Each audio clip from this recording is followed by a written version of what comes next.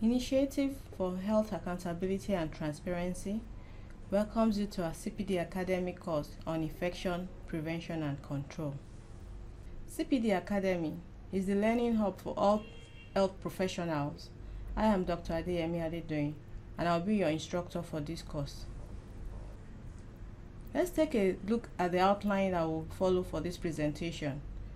We'll be looking at the definition and types of infection, the chain of infection, how to break the chain of infection. We'll be looking at the different components of a standard precaution, which include hand hygiene, personal protective equipment, respiratory hygiene, and so on. We'll also consider COVID-19 infection prevention and control practices. At the end of this course, we expect every participant to be able to learn the basic principles of infection and disease, understand how disease is transmitted, should be able to review infection control measures, understand how to prevent infection in health facilities, understand the different components of standard precautions and specific measures to take for each component, and also understand the COVID-19 standard transmission-based precautions.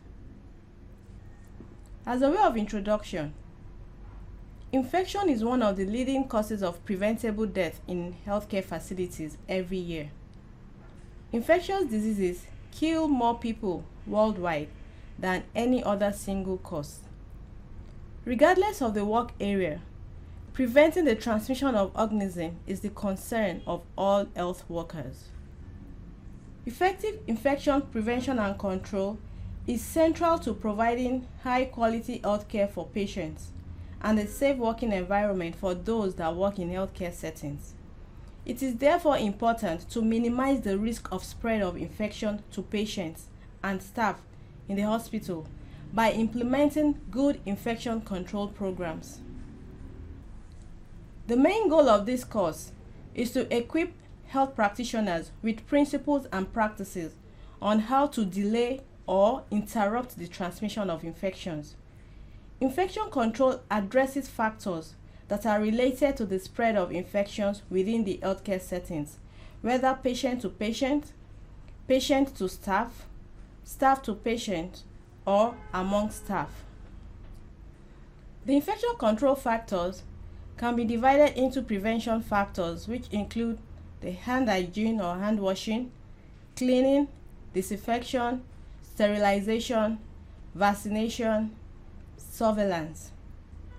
The monitoring factors is investigation of demonstrated or suspected spread of infection within a particular healthcare setting.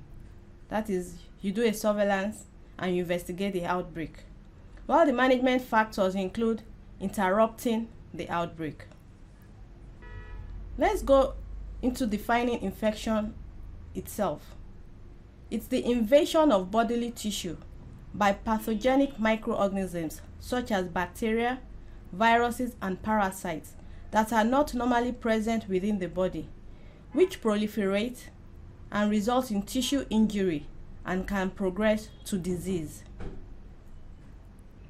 An infection may cause no symptoms and may be subclinical, or it may cause symptoms and be clinically apparent. Also, an infection may remain localized, or it may spread through the blood or lymphatic vessels to become systemic, that it is now found throughout the body. Microorganisms that live naturally in the body are not considered infectious. For example, bacteria that normally live within the mouth and the intestine are not infections. They are the normal flora of the body. What do we mean by infection prevention? This refers to policies and procedures that are used to minimize the risk of spreading infections, especially in hospitals and human or animal healthcare facilities. Infectious diseases are caused by germs, which are tiny living things that are found everywhere in the air, soil, and water. A person can get infected by touching, eating, drinking, or breathing something that contains a germ. Germs can also spread through animal and insect bites, through kissing, and sexual contact. Vaccines, proper hand washing, and medicines can help prevent infections. Now let's take a look at the different types of infection that we have. Some are categorized based on the host susceptibility into primary infection or secondary infection. Others are based on the focus of infection, and that is either a local infection or a systemic infection. The third type can be categorized based on the duration of infection. That is, could be an acute or chronic infection.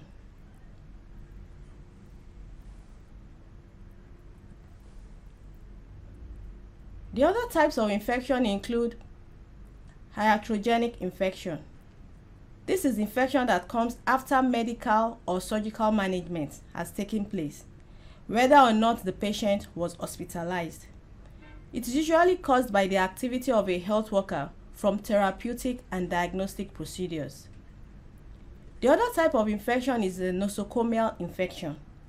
It is also known as hospital-acquired infection. And this is an infection that is contracted from the environment or from the staff of a healthcare facility. It can be spread in the hospital environment, the nursing home environment, a rehabilitation facility, clinic, or other clinical settings. A hospital-acquired infection is usually one that first appears 3 days after a patient is admitted to a hospital or to other healthcare facility. For a diagnosis of hospital-acquired infection to be made, the infection must occur 1. Up to 48 hours after hospital admission. That means the infection takes place after the person has been admitted up to 48 hours. Secondly, the infection must occur up to 3 days after discharge. The infection occurs up to 3 days after the patient has been discharged from the hospital. And then the third point is that the infection must occur up to 30 days after an operation. And fourthly, for a diagnosis of hospital-acquired infection to be made, the infection must occur in a healthcare facility when someone was admitted for reasons other than the infection. That is, the person was admitted for another diagnosis, not for that particular infection. But if the person now comes down with an infection while on admission, it can be termed a nosocomial infection, otherwise known as hospital-acquired infection. Patients in the healthcare setting may have an increased risk of acquiring this infection. The infection results from delivery of health services in the healthcare facility. A hospital is one of the most likely places for acquiring infection because it harbors a high population of virulent strains of microorganisms that may be resistant to antibiotics. The intensive care unit is one area in the hospital where the risk of acquiring a hospital-acquired infection is especially high. Infection is spread to the susceptible patient in the clinical setting by a number of means, and these include the healthcare staff, contaminated equipment, bed linens, or even through air droplets. All this can spread infection to a susceptible patient in the hospital. The infection can also originate from the outside environment, from another patient, and also from staff that may be infected. Or in some cases, the source of the infection cannot be determined. The site and causes of hospital-acquired infection include the urinary tract, surgical and traumatic wounds, respiratory infection, bloodstream, and so on. Now let's take a quick brainstorming session on chain of infection. Can you take some few seconds to note down keywords or points on your understanding of chain of infection?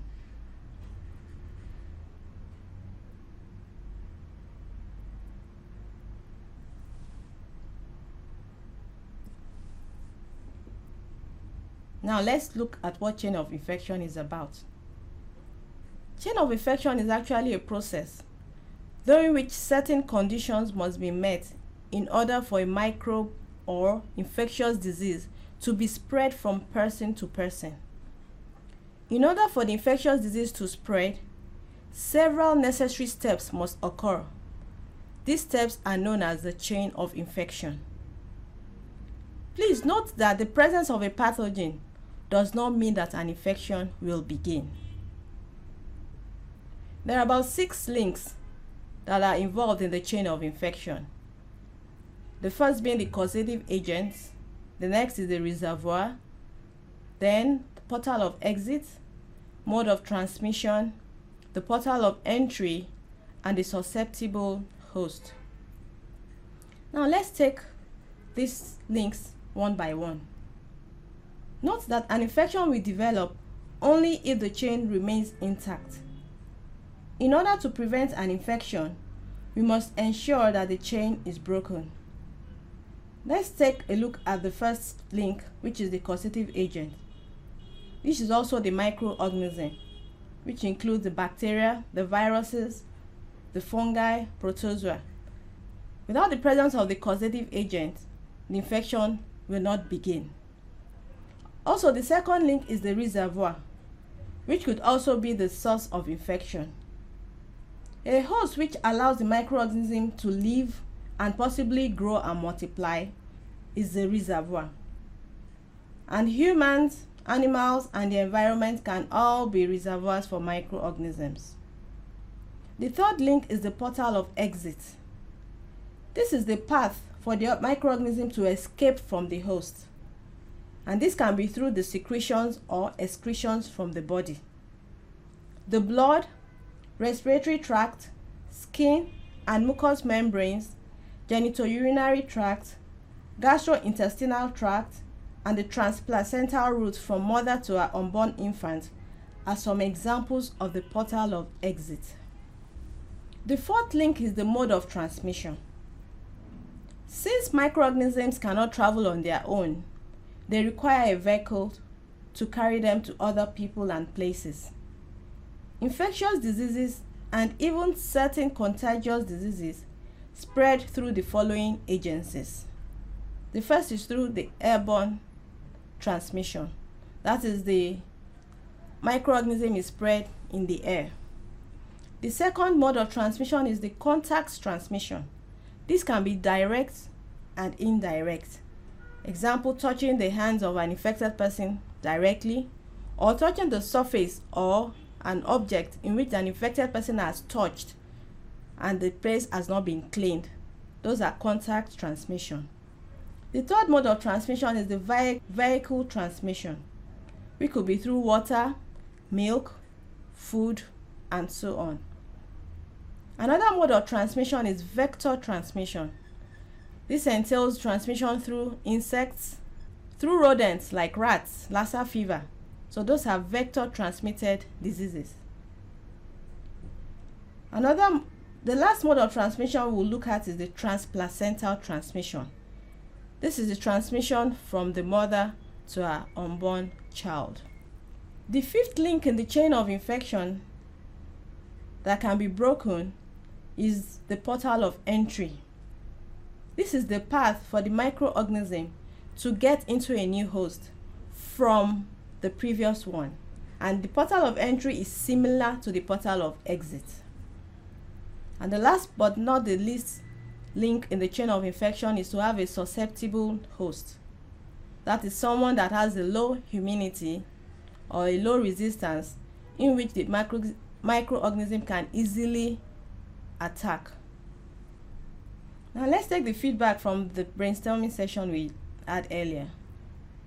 Did you correctly note down some of the key points on the chain of infection? Did you know the different links or any of the links that have been mentioned? If so, well done.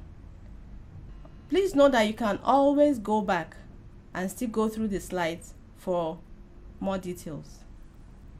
As we said earlier, it is necessary for us to break the chain of infection to prevent the infection.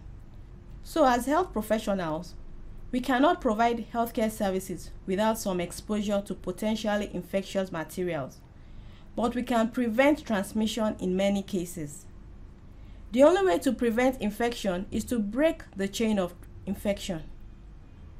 The health professional must follow certain principles and procedures to prevent infection and control its spread. The measures in breaking the chain of infection addresses the different links in the chain. We have earlier looked at the 6 links in the chain of infection. So now we look at the different measures for each link. For the causative agents, one measure is to do a rapid and accurate identification of organism.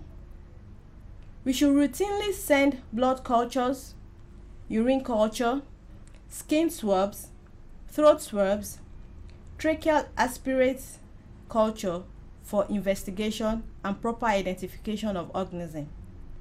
We should also send endotracheal tube tip, urinary catheter tip, and the central line tip for culture after removal. The second measure in taking care of the causative agent is to control or eliminate the infectious agents. This can be done through proper cleaning with water and mechanical action, and through disinfection. We have different types of disinfectants. We have high-level disinfectant, the low-level disinfectant, and even the intermediate-level disinfectant. Another way in which we can control or eliminate the infectious agent is through the sterilization of contaminated objects. These various methods will be looked at extensively in subsequent slides. Now let's take a look at the measures to control or eliminate the reservoir of infection. The first one is the employee's health. Immunization of health personnel is an important factor. Example, hepatitis B vaccine. Also, there should be regular checkup for early detection of any communicable disease in the health personnel. Any health worker that is infected with a communicable disease should be restricted from work to prevent patient contact. The second factor we'll be looking at in eliminating the reservoir of infection or to control it is to look at how to prevent environmental diseases. This can be done with regular cleaning with hospital approved clear disinfectants, cleaning of bed and bedside equipment before admitting new patients, using separate mops in cleaning every unit at least twice a day, doing damp dusting, and making sure every drain is patent and not blocked. The third measure is the handling of the linen. We should ensure that we keep bed sheets dry and clean. We change the bed sheets every day.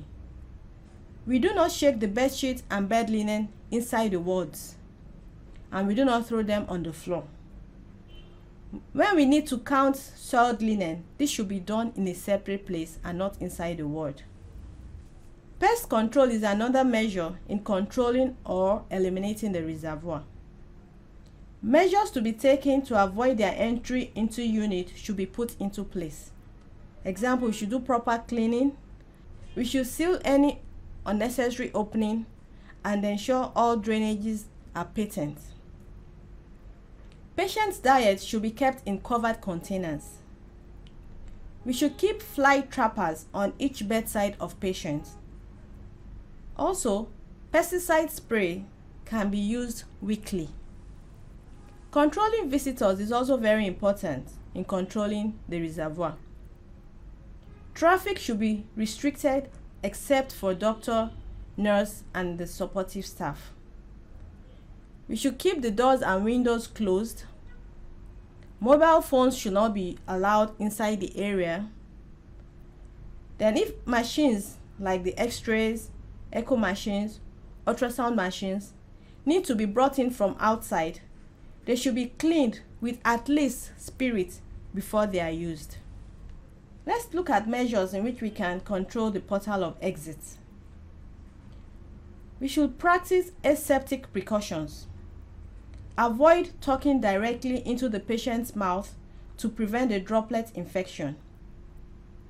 Wearing of mask is compulsory, whether or not either the health worker or the patient are infected, but especially more if the health worker is infected or is dealing with the patients who are infected. There should be careful handling of waste like the urine, feces, emesis, and blood. Disposable gloves should be worn to prevent direct contact with waste or infected materials.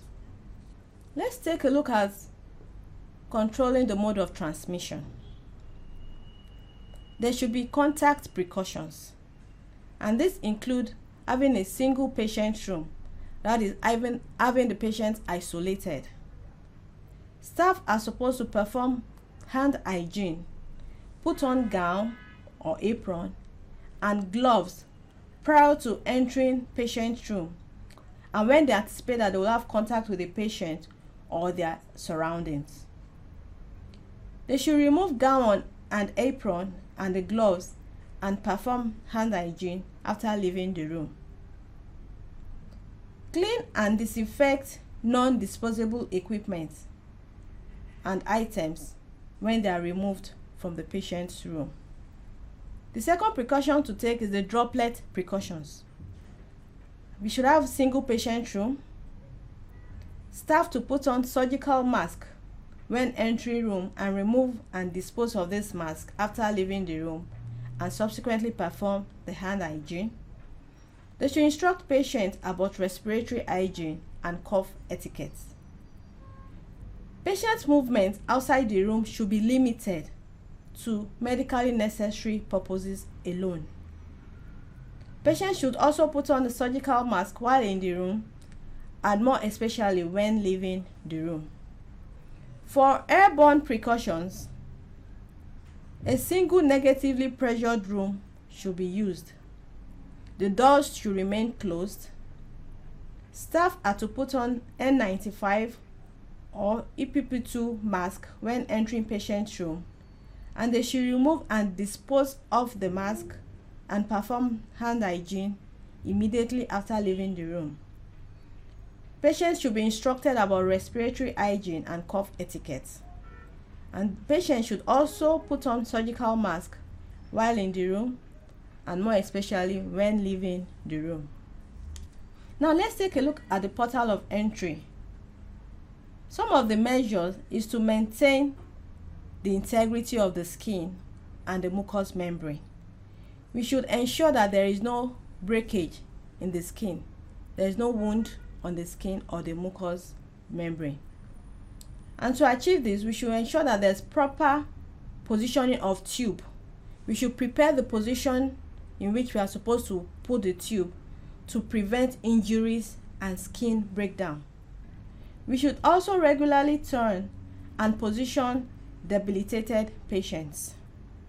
The second measure is to ensure that the personal hygiene of patient is done regularly. There should be proper disposal of contaminated syringe and needles. Proper handling of catheters and drainage sets should be done. Care should also be taken while collecting and handling specimen.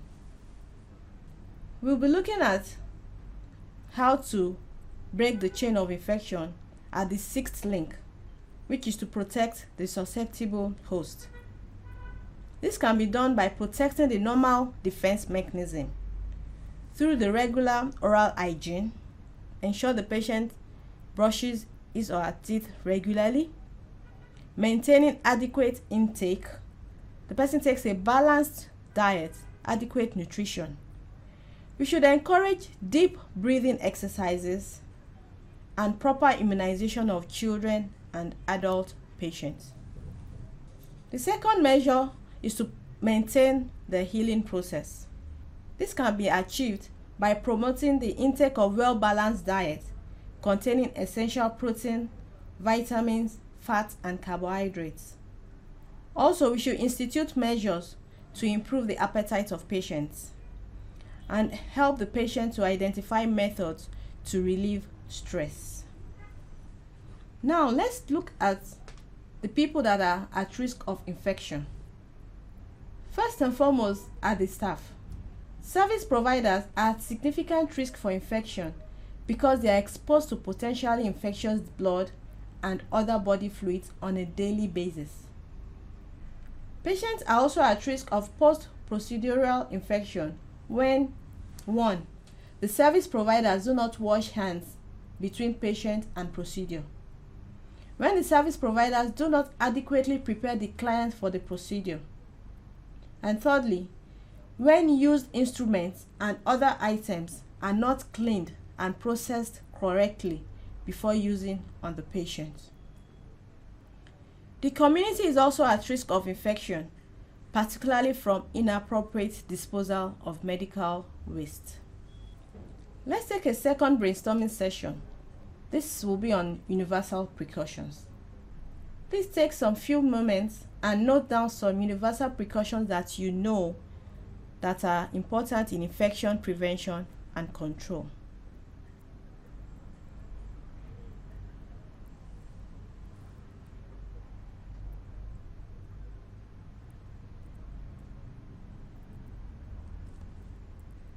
Universal precautions refers to the practice in medicine of avoiding contact with patient body fluids by means of wearing non-porous articles such as medical gloves, goggles, and face shields. In 1987, the practice of universal precautions was adjusted by a set of rules known as the body substance isolation. However, in 1996, both practices were replaced by the latest approach known as standard precautions. Under universal precautions, all patients were considered to be possible carriers of pathogens.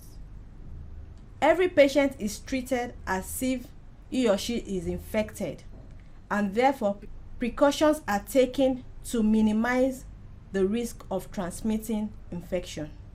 As we said earlier, universal precautions are now known as standard precautions.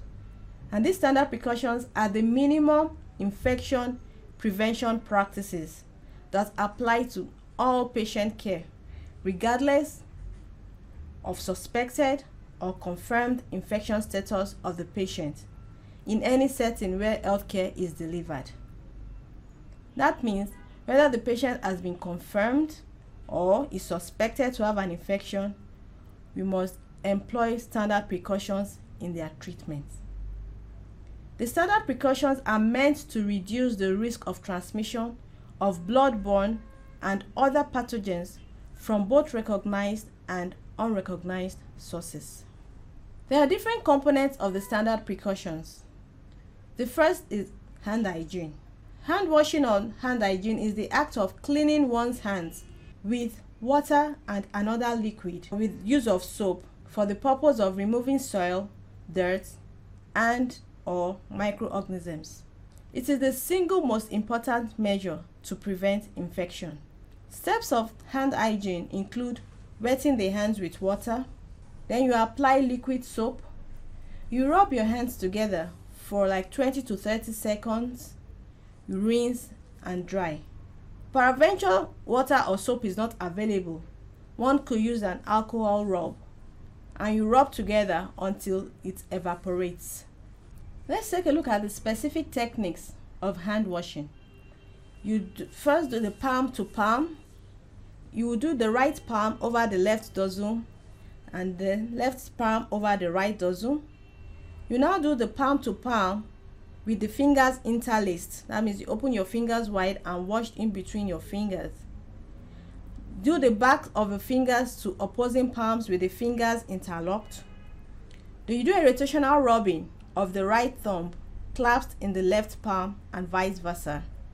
You also do another rotational rubbing backwards and forwards with clasped fingers of right hand in the left palm and vice versa. There are also some moments of hand washing which the WHO has termed the WHO 5 moments of hand washing. That is, hand washing is compulsory before patient contact. It's also important before an aseptic task. Hand washing should be done after there has been body fluid exposure. After a patient contact, we must ensure we wash our hands. And lastly, after contact with the patient's surroundings, hand washing must be done. These are known as the WHO 5 moments of hand washing. The second component we'll be looking at is the use of personal protective equipment. We should first of all assess the risk of exposure to body substances or contaminated surfaces before carrying out any healthcare activity. We should make this a routine. The use of personal protective equipment should be guided by risk assessment, and the extent of contact anticipated with blood and body fluids or pathogens will determine the type of PPE to be used. We should select PPE based on the assessment of risk, whether it will be gloves, gown, mask, and eye protection, or a face shield. These are some examples of the personal protective equipment that are being used in the hospitals. The first example we'll be looking at are the gloves. We wear gloves when touching blood, body fluids, secretions, excretions, mucous membranes, non-intact skin, or whenever we just want to touch a patient, we should ensure we glove. The use of gloves should not be considered an alternative to performing hand hygiene. Hand hygiene is required before putting on gloves and immediately after removal. Gloves must be available and accessible in a range of sizes in all patient care areas. Wearing gloves reduces contamination of hands and minimizes the risk that a healthcare worker will become infected after contact with a patient's blood or body substance. Wearing gloves not only prevents the staff, it also reduces the likelihood that the staff will transmit microorganisms from their hands to the patient. We should change gloves between tasks and procedures on the same patient after we have had contact with potentially infectious material from that patient. We should remove the gloves after use before touching any non-contaminated item and surface, and before going to another patient, and perform hand hygiene immediately after removal. The type of glove to be used will depend on the task that is involved. The non-sterile nitrile gloves are suitable for most situations when contact with any blood or body substance, mucous membrane, or skin is anticipated. Sterile latex gloves shall be worn for surgical procedures where asepsis must be maintained.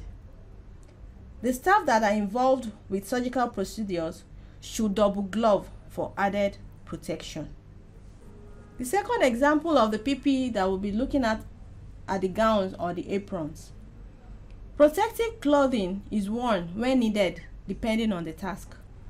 We wear fluid-resistant gowns or plastic aprons to protect skin and to prevent soiling of clothing during activities that are likely to generate splashes or sprays of blood, body fluids, secretions, or excretions. We should select a gown or apron, whether long or short sleeve, that is appropriate for the activity and the amount of fluid likely to be encountered. We should ensure we remove soiled gowns as soon as possible, discard appropriately, and perform hand hygiene immediately after removal. The different types of protective clothing include plastic aprons. In general, disposable plastic aprons are sufficient to provide protection from contamination. We also have fluid-resistant gowns. They are long-sleeved, disposable fluid-resistant gowns that should be used for contact isolation or where there is an elevated risk of contamination. The third example of PPE are the masks. When a mask is correctly applied, It will fit snugly and securely over the nose and the mouth.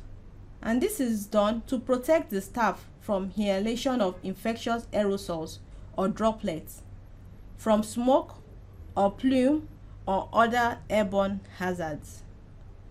It also prevents the spread of microorganisms from the nasopharynx of staff or the patient to others who are susceptible. There are different types of masks. There's the surgical masks, which are used in wards, departments, or operating theaters. There's the N95 particulate mask. This is used when caring for patients with diagnosed or suspected airborne infectious diseases. We should ensure we remove the mask by holding the ties only and dispose of the mask into a waste bin and perform hand hygiene immediately after removal. The next PPE we'll be considering is the eye or face protection. This shall be worn in any situation when splash or splatter with blood or body substance to the mucous membrane of the mouth, nose, or the eyes is likely. Some types of the eye or face protection include a chin-length plastic face shield or an eye visor or goggle. Let's look at the third component of the standard precaution, which is the respiratory hygiene or cough etiquette. Persons with respiratory symptoms should cover their nose and mouth when coughing or sneezing with the tissue or mask and dispose of the used tissue and mask and perform hand hygiene after contact with the respiratory secretions. Health facilities should place acute febrile respiratory symptomatic patients at least 1 meter, that is 3 feet, away from others in the common waiting area if possible. They should also post visual alerts at the entrance to healthcare facilities, instructing patients with respiratory symptoms to practice respiratory hygiene and cough etiquette. They should make hand hygiene resources, tissues, and masks available in common areas and areas that are used for the evaluation of patients with respiratory illnesses. The fourth component is to ensure environmental cleaning. Decontamination of the environment and equipment is important in reducing cross-infection. Environment and equipment should be dust-free and clean from spillages. We should use correct solutions for body fluid spillages. There should be a cleaning plan and schedule for all healthcare facilities, for each ward and each unit in the hospital. We will ensure cleaning equipment are clean and the cleaning solutions are made fresh at the correct dilution and within date. Stale cleaning solutions should not be used. Also, patient equipment should be decontaminated between uses. When we talk about decontamination, we will look at the different levels. The first level is the cleaning. Cleaning is a process using general purpose detergent and hot water to physically remove contaminants, including dust, soil, large numbers of microorganisms or germs, and the organic matter, example feces and blood, that protects them. Cleaning remains the single most effective way of reducing the risk of infection from the environment and is usually the first stage before disinfection or sterilization is attempted. The value of cleaning cannot be overemphasized. Without cleaning an item first, it may not be possible to disinfect or sterilize it properly. The next level of decontamination is disinfection. This describes a process that eliminates many or all pathogenic microorganisms except bacterial spores on inanimate objects. The process does not necessarily kill or remove all microorganisms, but it reduces their number to a level which is not harmful. In healthcare settings, objects usually are disinfected by liquid chemicals. A few disinfectants will kill spores with prolonged exposure. These are called chemical sterilants. At similar concentrations, but with shorter exposure periods, these same disinfectants will kill all microorganisms except the large numbers of bacterial spores. They are called high-level disinfectants. Low-level disinfectants can kill most vegetative bacteria. They can kill some fungi and some viruses in a practical period of time. Intermediate level disinfectants might be Cidal for mycobacteria, vegetative bacteria, most viruses, and most fungi, but do not necessarily kill bacterial spores. The third level of decontamination is sterilization. This refers to any process that removes, kills, or deactivates all forms of life, in particular referring to microorganisms such as fungi, bacteria, viruses, spores, and other biological agents that are present in a specific surface, in an object or a fluid, for example, food or biological culture media. Sterilization can be achieved through various means, including heat, chemicals, irradiation, high pressure, and filtration.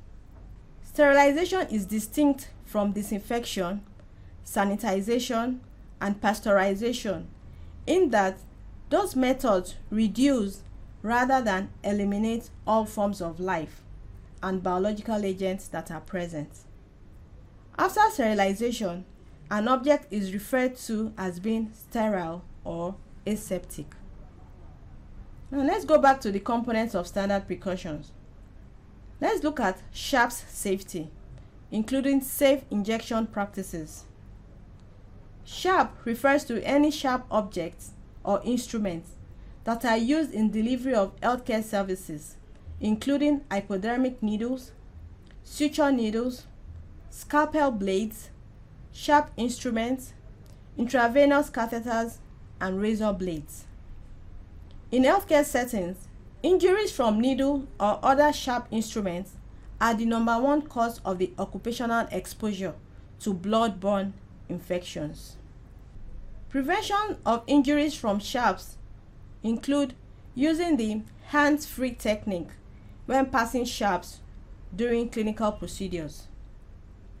Uncapped or otherwise unprotected sharps should never be passed directly from one person to another. In the operating theater or procedure room, we should pass sharps in such a way that the surgeon and the assistant are never touching the item at the same time. This way of passing sharps is known as the hands-free technique. The assistant places the instrument in a sterile kidney basin or in a designated safe zone in a sterile field. The service provider picks up the instrument, uses it, and returns it to the basin or the safe zone. We should also ensure safe disposal of sharps. Do not bend, break, or cut hypodermic needle before disposal. Do not recap the needles. Do not remove the needle from the syringe by hand. Dispose of needles and syringe immediately after use in a puncture-resistant sharp disposal container. These sharp disposal containers should be conveniently located in any area where sharp objects are frequently used, such as the injection rooms, treatment rooms, operating theaters, labor rooms, and laboratories. So what do we do? How do we manage injuries and exposure? If you are accidentally exposed to blood or other body fluids, either by needle stick or an injury from another sharp object and a splash of fluid, we should wash the needle injury site or cut with soap and running water. We should flush splashes to the nose, mouth, or skin with water. Irrigate splashes to the eyes with water or saline. For post-exposure prophylaxis, this can be done with drugs or other therapy that can reduce the risk of transmission of some blood-borne pathogens. Example is the HIV virus.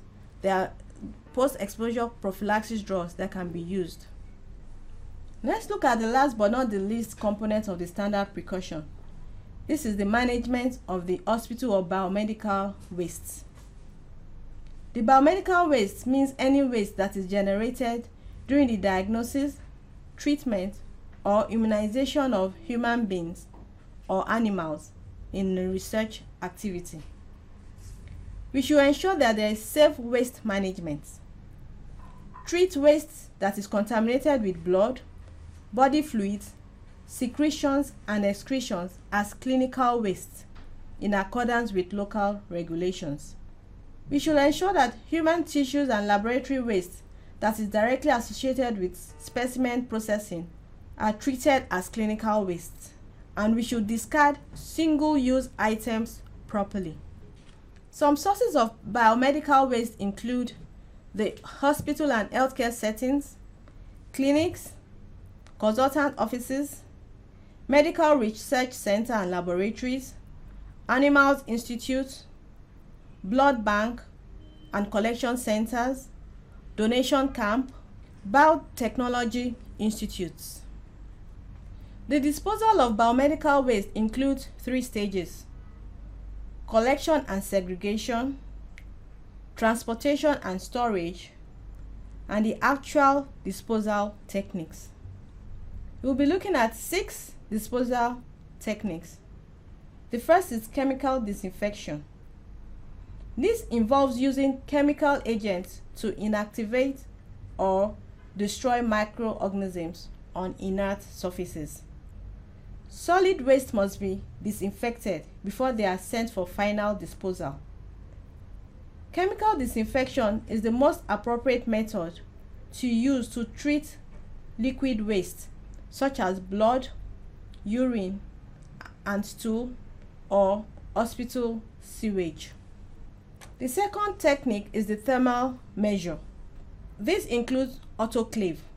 This is a wet thermal treatment, and it is a sterilization method that uses high pressure steam. It is an effective method of sterilization for microbiology and biotechnology waste. The other thermal measure is the hydroclave. This is dry thermal treatment, and it is a jacketed cylindrical vessel with shredding system inside. In this method, shredded infectious waste is exposed to high temperature, high pressure steam like autoclaving. It dries 80% liquid of waste, and the waste is reduced to 20 to 30% of its original weight.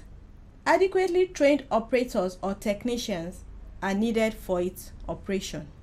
The third disposal technique is the microwave irradiation.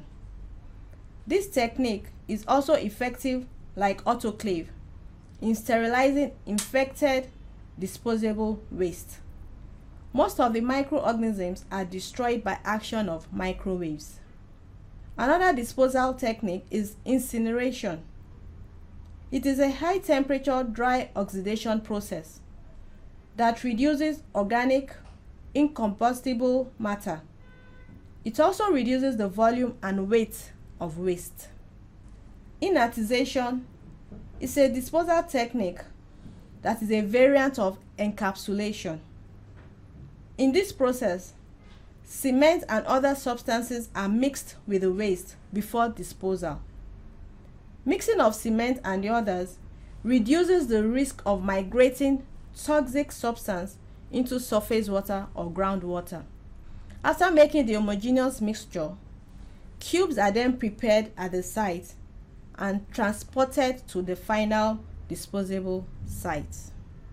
The last but not the least disposal technique we'll be considering is the landfill technique. This is the disposal of waste material by burying it. It is quite effective provided it is practiced appropriately. A sanitary landfill observing certain rules can be an acceptable choice for disposal of biomedical waste, particularly in developing countries. Now let's take the feedback on the second brainstorming session we had. Did you correctly note down some universal precautions in infection control? If not, please go through the slides again to note them, as they are very important in infection control and prevention. We can't but look at COVID-19 infection prevention and control, because as it is, COVID-19 is a global concern at the moment. By way of introduction, as a health worker currently working in a healthcare setting, it will be required to provide care for a variety of people in a wide range of health and care environments. This could include people who are confirmed or suspected COVID-19 cases. It is essential that one has the most up-to-date infection prevention and control guidance to ensure the practice protects the people that are being cared for, protects the health worker themselves and their colleagues. Let's take a brief look at the coronavirus background. Coronaviruses are a large family of viruses that can cause illness in animals or humans. In humans, there are several known coronaviruses that cause respiratory infections. These coronaviruses range from the common cold to more severe diseases such as severe acute respiratory syndrome, SARS, Middle East respiratory syndrome, MERS, and COVID-19. More about the background of the coronavirus. COVID-19 was identified in Wuhan, China, in December 2019. It is caused by the virus severe acute respiratory syndrome coronavirus 2, that is SARS-CoV-2. It is a new virus in humans, causing respiratory illness, which can be spread from person to person. We'll briefly look at the transmission of this virus. COVID-19 is primarily transmitted from person to person through respiratory droplets. These droplets are released when someone with COVID-19 sneezes, coughs, or talks directly to somebody close by. Infectious droplets can land in the mouth or noses of people who are nearby, or possibly be inhaled into the lungs. Let's look at the coronavirus symptoms. A wide range of symptoms for COVID-19 have been reported. These include fever or chills, cough, shortness of breath or difficulty in breathing, fatigue, headaches, nasal congestion or runny nose, muscle or body aches, sore throat, new loss of smell or taste, nausea or vomiting, diarrhea, and much more. The estimated incubation period is between 2 and 14 days, with a median of 5 days. This is the period between exposure and appearance of the symptom. It is important to note that some people become infected and do not develop any symptom, or they don't feel unwell. There are some COVID-19 everyday preventive actions that we can take. There are a number of ways in which we can prevent the spread of COVID-19 infection, and these include avoiding touching your eyes, nose, and mouth. Avoid close contact with people who are sick, but remember that some people without symptoms can still spread the virus. People that are sick should stay at home. People that have cough or are sneezing should cover their cough or sneeze with a tissue, then dispose of it properly. Other preventive actions include using a face cover when physical distancing is difficult, or when we are going into enclosed spaces, or when we are in a group. We should ensure we use a face cover such as a mask and a face shield. Physical distancing should also be at least 1 meter or 3 feet. Clean and disinfect frequently touched objects and surfaces. Perform hand hygiene with soap and water, or use alcohol-based hand rub when water or soap are not available. The hand rub should contain at least 60% alcohol. Hand washing should be done for at least 40 to 60 seconds based on WHO's recommendations. Looking at COVID-19 treatment, currently, the care for patients with COVID-19 is primarily supportive. Care is given to patients to help relieve symptoms and to manage respiratory and other organ failure. There are currently no specific antiviral treatments that are licensed for COVID-19. However, many treatments are under investigation. Also, no vaccine is currently licensed, although there are some that are available and trials are ongoing. Now let's look at the COVID-19 infection prevention and control measures. In the context of COVID-19, the infection prevention and control goal is to support the maintenance of essential healthcare services by containing and preventing COVID-19 transmission within healthcare facilities to keep patients and healthcare workers healthy and safe. We will be looking at some COVID-19 infection prevention and control priorities. The first is to do a rapid identification of suspect cases. Screening and triage at the initial healthcare facility encounter and rapid implementation of source control should be done. You should limit the entry of healthcare workers and or visitors with suspected or confirmed COVID-19. The second priority is to do an immediate isolation and referral for testing of any suspected or case of COVID-19. And this can be done by grouping the patients with suspected or confirmed COVID-19 separately, and then testing all suspected patients for COVID-19.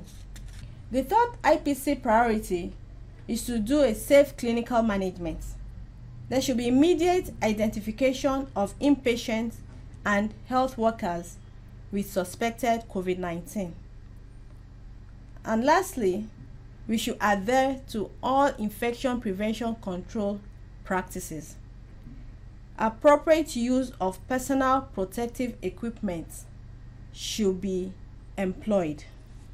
Let's look at the COVID-19 transmission-based precautions. The current WHO guidance for healthcare workers caring for suspected or confirmed COVID-19 patients recommends the use of contact and droplet precautions in addition to standard precautions. The precautions include disposable or having a dedicated patient care equipment. That is, stethoscopes, blood pressure cuffs should be disposable, but if not possible, they should have some that are dedicated for a specific patient. However, if the equipment needs to be shared among the patients, then it should be cleaned and disinfected between use for each patient. We can use the ethyl alcohol of at least 70% for the cleaning. The next thing is to have isolated wards for the management of these patients. Adequately ventilated single rooms or wards are suggested. When single rooms are not available, suspected COVID-19 patients should be grouped together with their beds at least 1 meter or 3 feet apart based on WHO's recommendation.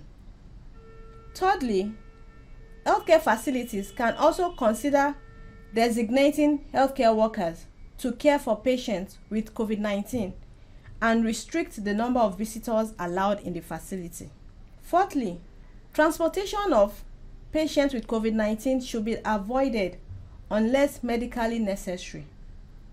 If a patient is deemed medically necessary to be transported, a mask should be placed on the suspected or confirmed COVID-19 patient. Healthcare workers should also wear the appropriate personal protective equipment when transporting patients. Decontaminate the ambulance after the transfer of the patient, and practice safe waste management as per appropriate procedure. Fifthly, contact and droplet precaution PPE are recommended for healthcare workers before entering the room of suspected or confirmed COVID-19 patients. Healthcare workers should be trained on the correct use of PPE, including how to put on and remove the PPE. Healthcare workers should also use a medical mask, at least a surgical one. They should wear eye protection, goggles, or a facial protection, a face shield. They should wear a clean, non-sterile long sleeve gown, and they should ensure they use gloves. For healthcare workers performing any of the aerosol generating procedures on the patients with COVID-19, it is recommended that a fitted respirator mask like the N95 respirator, FFP2 or equivalent is used as opposed to a surgical or a medical mask. In addition to wearing a fitted respirator mask, the healthcare worker should also wear appropriate PPE, including gloves, a gown, and eye protection. The various aerosol generating procedures that can be carried on patients with COVID-19 infection include endotracheal intubation, bronchoscopy, non-invasive ventilation, tracheotomy, manual ventilation before intubation, cardiopulmonary resuscitation, sputum induction, and autopsy procedures. When carrying out any of these procedures, the health worker must ensure they are wearing the appropriate PPE. Sixthly, staff that are engaged in the regular environmental cleaning and waste management should wear appropriate PPE. If there is an insufficient stock of respirators, then a medical mask may be worn, as well as gloves, goggles, and gown.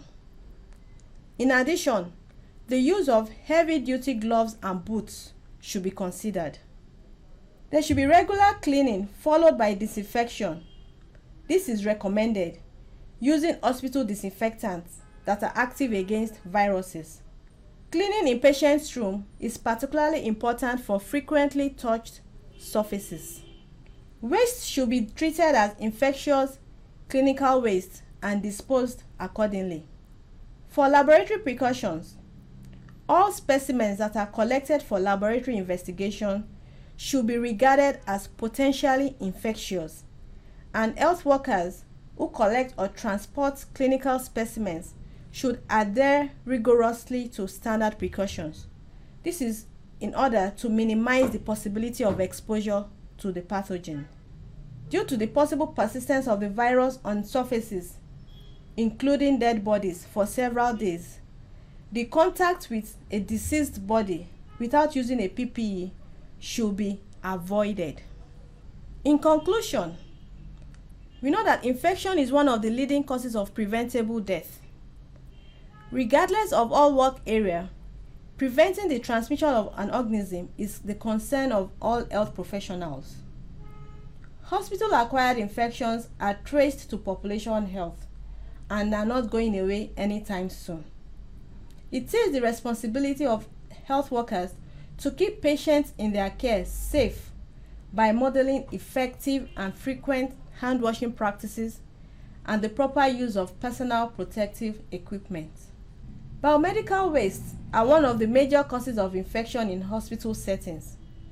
So it is the responsibility of the hospital authority, along with health team, to collect, segregate, transport, store, and dispose of hospital waste appropriately to safeguard the people from hospital-acquired infection. In the context of COVID-19, the IPC goal is maintenance of essential healthcare services by containing and preventing COVID-19 transmission within healthcare facilities to keep patients and health workers healthy and safe. We have some resources for further reading on infection prevention and control. Please check them out so that I can get more understanding. of this course. I'll be closing with this quote from Professor John Oxford of the UK. We have come from a world of infection. We live in a world of infection. And in the future, unless we take control of infection now, we will continue to live in a world of infection. I hope we have been able to achieve some of the objectives, if not all, that were outlined at the beginning of the presentation. Please do well to download the material for further review. Thank you.